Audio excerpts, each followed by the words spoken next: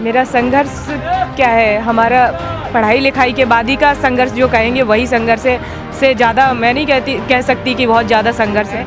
मैंने पहले ही बताया है कि जो विचारधारा हमारी है, विचारधारा के आधार पे हमने ये जो राजनीति का सफ़र है वो मैंने चुना। कि आज बहन जी आई हुई थी यहाँ पे, आज बहन जी को मैंने सुना और इससे पहले मैंने 2017 में जो है बहन जी को सुना था और बहन जी को ही अपना आइकॉन मान के मैंने सोचा था ये चीज़ कि कुछ तो बात है, कि मुझे भी लगा था कि मुझे कुछ करना है। मैंने सोचा था कि मुझे तो नेता बनना है। सिर्फ लोकतंत्र में आपका ये अधिकार नहीं है कि आप वोट डालने जाओ और उंगली पे स्याही लगा के अपने घर पे बैठो। ये स्याही आपको लगी है, आपको ये अधिकार आपको दिया है बाबा साहब ने कि आपको ये स्याही जो लगाई गई है, ये आप लोकतंत्र में जिसकी सरकार बने तो आप ये सरकार से भी सवाल करिए। तो ये कहीं ना कहीं ज़रूरत है हम लोगों की। हम युवा हैं, हम चाहते हैं कि हमको शिक्षा, स्वास्थ्य, रोजगार की ज़रूरत है। हम मंदिर की बात की जाए तो ठीक है, मंदिर पहले नहीं थे क्या? हमारे यहाँ पहले से काफ़ी मंदिर बने हुए और मंदिर वो मुद्दा नहीं है, क्योंकि आस्था जिसकी है आस्था भगवान में पहले भी थी, आज भी है। मंदिर सिर्फ उनने बना रखा है मंदिर को, क्योंकि आज जनता जान रही है, उनको मंदिर की जरूरत नहीं है उतनी।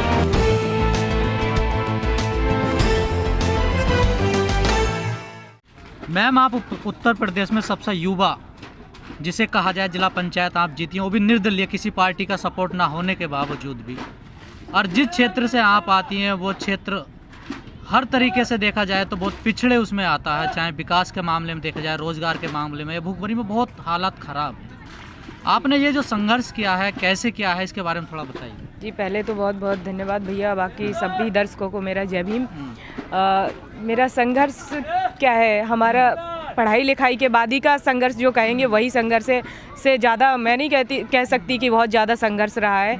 मैंने पहले ही बताया है कि जो विचारधारा हमारी है, विचारधारा के आधार पे हमने ये जो राजनीति का सफ़र है वो मैंने चुना, क्योंकि मुझे लगता है कि अगर आप सक्रिय राजनीति में नहीं आते हैं तो आप एक सामाजिक बदलाव भी नहीं कर सकते हैं। अगर आपको ये ज़रूरत है कि आज सामाजिक बदलाव की ज़रूरत है, क्योंकि वो कहीं ना कहीं जो मेंटेलिटी है लोगों की और जो हमारी विचारधारा है वो हमें विचारधारा पहुँचानी है। तो पहुँचाएंगे कैसे? जब तक आप कुछ आपके पास है नहीं तो लोग भी आपको नहीं सुनेंगे। तो मुझे लगा कि मुझे कुछ करना है, तो मैंने जो है पहले तो घर का ही, मैंने पहले ही बताया कि मुझे घर से थोड़ा सा, क्योंकि घर की एक 4 दीवारें ही आपको चाहेंगी कि वो आपको रोके। अगर आप 4 दीवारों से बाहर निकल गए तो आप कर सकते हैं। तो मैंने जो है संघर्ष किया थोड़ा बहुत, और वो लोगों का प्यार रहा, वो लोगों का बड़प्पन कहेंगे कि उनका भी संघर्ष कुछ रहा, कि लोगों ने मुझे भूखे प्यासे पेट रह के मुझे आगे बढ़ाया, मेरा मनोबल जो है आज बढ़ाया कि आज मैं आगे आके ये चीज़ कह पाती हूँ कि राजनीति में हर किसी को भागीदारी लेनी चाहिए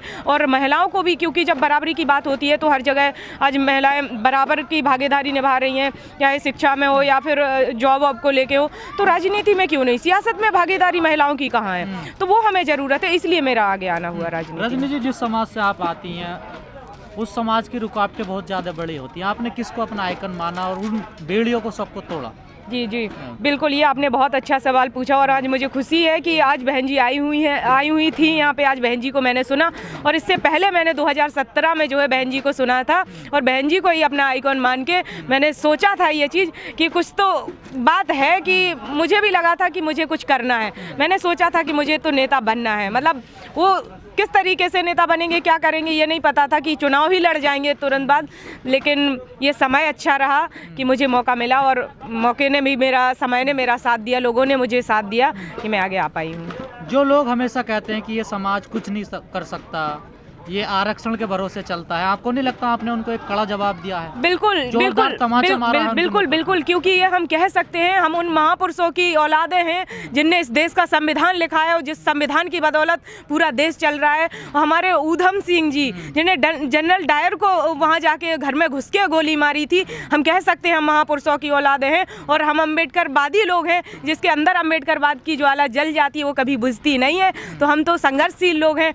हम जो आज पानी भी पीते हैं, पानी का गिलास उठाते हैं तो हम रीढ़ी समझते हैं बाबा साहब का कि उनकी बदौलत आज हम स्वच्छ पानी भी पी पा रहे हैं। तो कहाँ बेड़ियाँ, तो कहीं ना कहीं महापुरुषों ने हमारे इतना कुछ कर दिया और आज हमारे पास सारी थोड़ी बहुत जो भी सुविधाएं हैं या जो भी हमें 4 बार बहन जी का जो शासन है, आज हम लोग बोल पा रहे हैं कहीं ना कहीं, आज हमारी बराबरी से कहीं ना कहीं बात कर पाते हैं, बराबरी की सीटों पर हम लोग बैठ रहे हैं।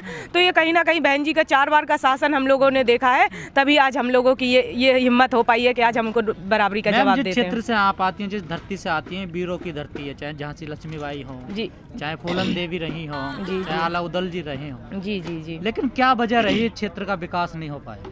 देखिए, अब वो पहले की उस पे नहीं जाएंगे ना, अभी की बात करते हैं। अभी पहले बहन जी का शासनकाल रहा है, बहन जी के शासनकाल में आप देख लीजिए, हमें पैरामेडिकल कॉलेज जिससे मैं पढ़ के निकली हूँ वो बहन जी की देन है। मतलब इतना कुछ हुआ है जो बहन जी के शासनकाल में। दूसरी शिक्षा को लेके हम तो पहली चीज़ मानते हैं कि हमें युवाओं को क्या चाहिए, पहली चीज़ शिक्षा हमको मिले।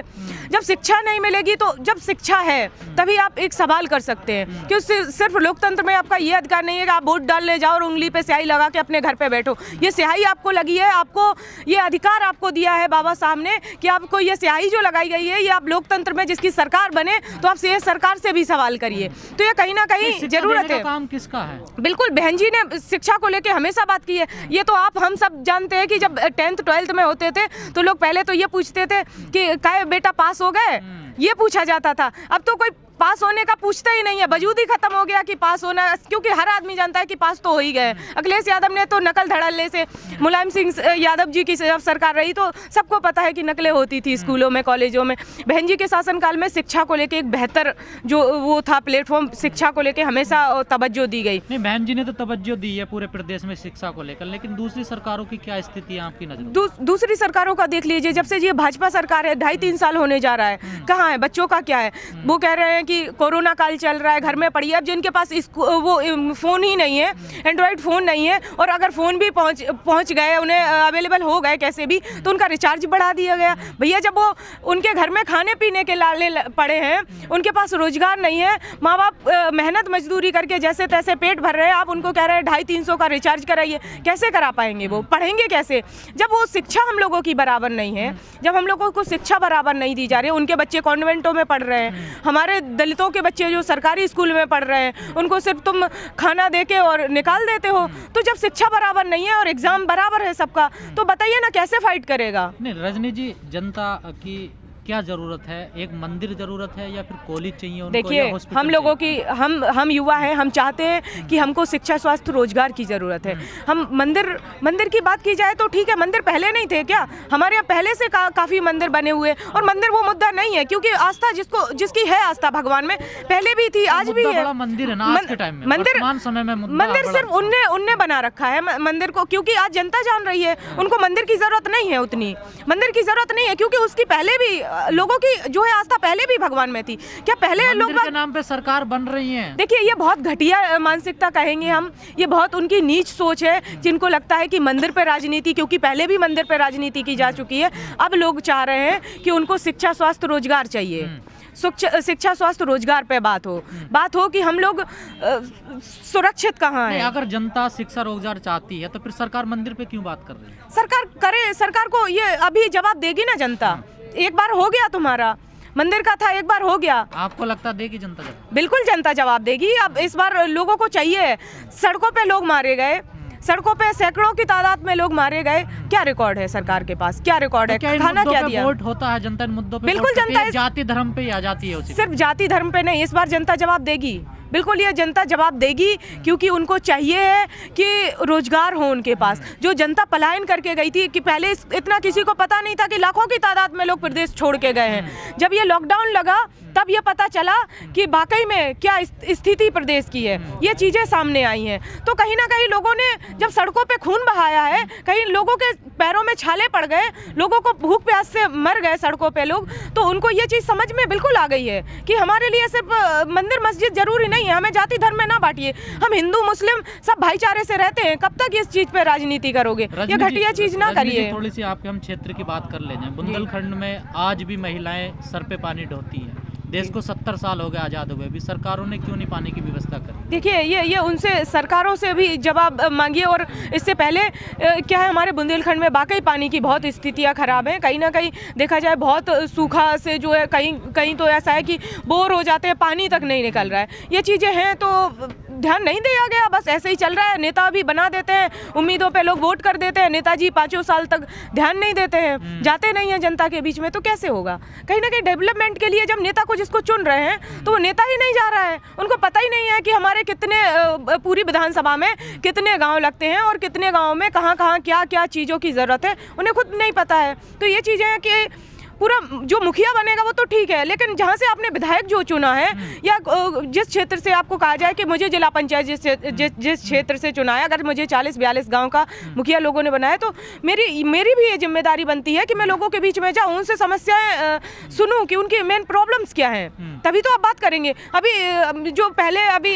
सर्वे में आया था, हमारे यहाँ से कई विधायक तो जो है उनके तो अटेंडेंस ही पूरी नहीं है, मतलब वो तो 1-2 बार ही विधानसभा गए हैं, तो ये चीज़ें उन्हें खुद नहीं पता है कि हमारे लोगों की ज़रूरत क्या है, तो काम नहीं हुआ है। कार्यकाल में क्या कर रही हैं जनता? देखिए, हमारी तो मुद्दा भी वही था कि हम शिक्षा को लेके हमेशा सवाल उठाएंगे और इसी चीज़ को लेके अभी भी हम लगे हुए हैं, क्योंकि अभी भाजपा शासन है, अध्यक्ष जी जो है हमारे भाजपा के ही हैं, तो वो कह देते हैं अभी कुछ है ही नहीं, तो कब होगा, क्योंकि जो सदस्य होता है ये आप भी जानते हैं, अध्यक्ष मेन पावर होती है, सदस्य का काम होता है, जैसे प्रधान होता है तो प्रधान मुखिया हो गया, बाकी वार्ड के सदस्य हो गए, ऐसे ही हमारा काम है, हमारा अवगत कराना है। पक्ष में तो या खिलाफ में? देखिए, हमारे यहाँ तो वोटिंग ही नहीं होने दी, जो सत्ता पक्ष के था दूसरा पर्चा ही कोई नहीं भरा गया, तो वो तो निर्विरोधी बन गए, उनको वोट की जरूरत ही नहीं पड़ी, तो वो तो बन गए। थोड़ा राजनीतिक माहौल समझा जाए तो अभी आपकी नजर में क्या माहौल बनना है यहाँ पर? कौन सी पार्टी भारी है अभी? सच बताना। बिल्कुल यहाँ पे हमें सच तो, क्योंकि हम अपने जहाँ जा रहे हैं, हम 2-3 विधानसभाओं में तो अपना टाइम दे रहे हैं, जा रहे हैं, लोगों से मिल रहे हैं,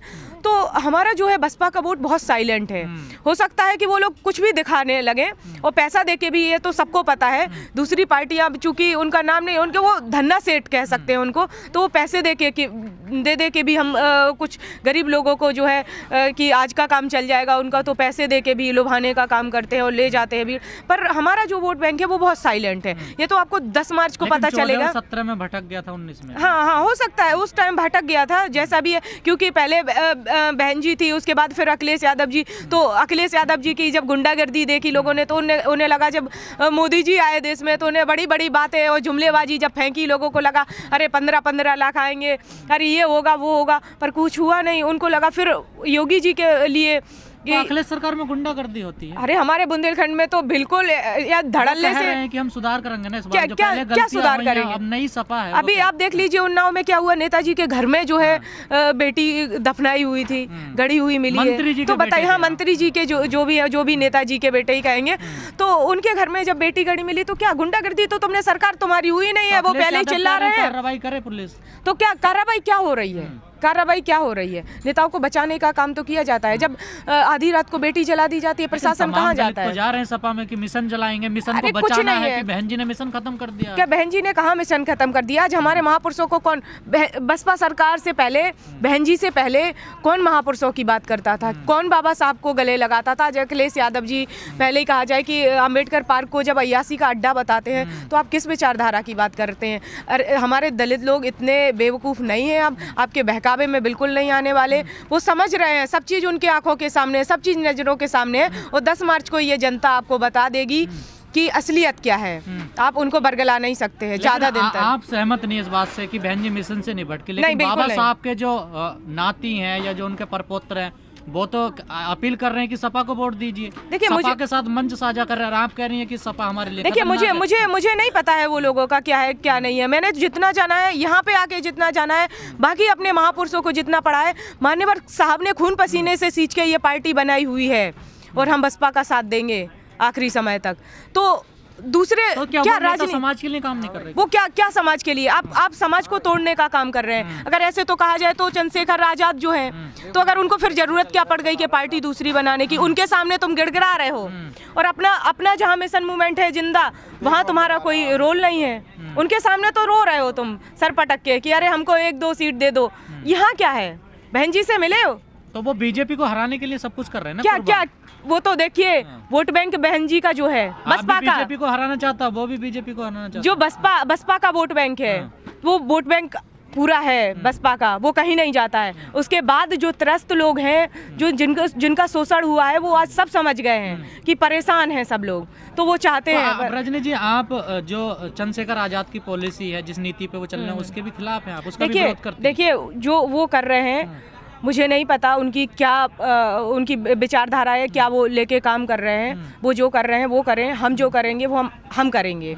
हम चाहते हैं कि बहुजन समाज पार्टी को हम मजबूत करें और हमारी पार्टी मजबूत है। आज आपने ये कवरेज किया है, मीडिया आपको सामने है सब कुछ, वो कुछ भी दिखा लें, कुछ नहीं होने वाला। यहाँ का आदमी भूखा प्यासा सड़कों पे चल के बूढ़े बुजुर्ग तक आते हैं। तो ये उनकी बहन जी के प्रति, आज बहन जी हैं इसलिए हम लोग हैं, कल बोलने लायक नहीं रहेंगे। आप ये भी जैसे लोग इतने युवा तेज तर्रार नेता हैं हमारे समाज में, फिर भी हमें नीचा क्यों समझा जाता है? देखिए, तो ये कहीं ना कहीं हम लोगों की कमजोरी रह जाती है कि हम लोग जो हमने सीखा है, जो हमें महापुरुषों को पढ़ के मिला है, शोषण झेलना पड़ता है। तो वही कह रहे हैं ना कि हम लोग खुद ये चीजें कहीं ना कहीं, जैसे आपने विचारधारा पढ़ी है तो आपका भी काम, आपका भी फर्ज बनता है कि आप वो विचारधारा दूसरों तक शेयर करें। तो कहीं ना कहीं आज जो ये भी कह सकते हैं कि नेताओं का भी हमारा थोड़ा सा ये रोल है कि वो भी लोगों से नहीं मिल रहे हैं, उनकी भी जो विचारधारा है वो भी नहीं पहुंचा पा रहे हैं। तो हमें ज़रूरत जो है, आज हम ये काम करते हैं, आज हम जाते हैं लोगों के बीच, मिलते हैं। राजनीति से ज़्यादा हम सामाजिक तौर पे काम कर रहे हैं। हम चाहते हैं कि वो विचारधारा फिर से जिंदा हो। महापुरुषों की विचारधारा उसमें कहीं ना कहीं ब्रेक आया है। ब्रेक, महापुरुषों की जो विचारधारा है वो कहीं ना कहीं, आज जैसे कहा जाए कि जो थोड़े कम पढ़े लिखे लोग हैं तो दूसरे लोग आते हैं, उनको वो मंदिर का झांसा देके, या कहा जाए उन्हें रोटी कपड़ा का वही झांसा देके वो चीज़ें कर लेते हैं, वो चीज़ें करते हैं। तो कहीं ना कहीं लोग थोड़ा सा भटक जाते हैं। एक आखिरी सवाल, आप लोगों के बीच जाती हैं, क्या कुछ बदलाव हो रहा है? बिल्कुल बदलाव हो रहा है। बिल्कुल बदलाव ये है कि मेरे आने से, जब से मैंने बसपा ज्वाइन करी है, मैंने हजारों लोगों को यहाँ पे 2-3 विधानसभा में जोड़ने का काम किया है और लोगों में उत्साह है। सामाजिक आधार, हाँ, सामाजिक आधार पे ये काफ़ी बदलाव आ चुका है अभी, कि जो विचारधारा से कहीं ना कहीं इधर उधर दूसरी तरफ उनको ये लग रहा था, तो उनको कहीं ना कहीं हमने सही रास्ता दिखाने का काम किया है कि आपकी बहुजन समाज पार्टी, यहीं आपकी विचारधारा और यहीं आपका मान सम्मान और स्वाभिमान है। इस वीडियो में कही गई सभी बातें वक्ता की अपनी राय है, जिसकी पुष्टि हम या हमारा चैनल नेशन टाइम नहीं करता।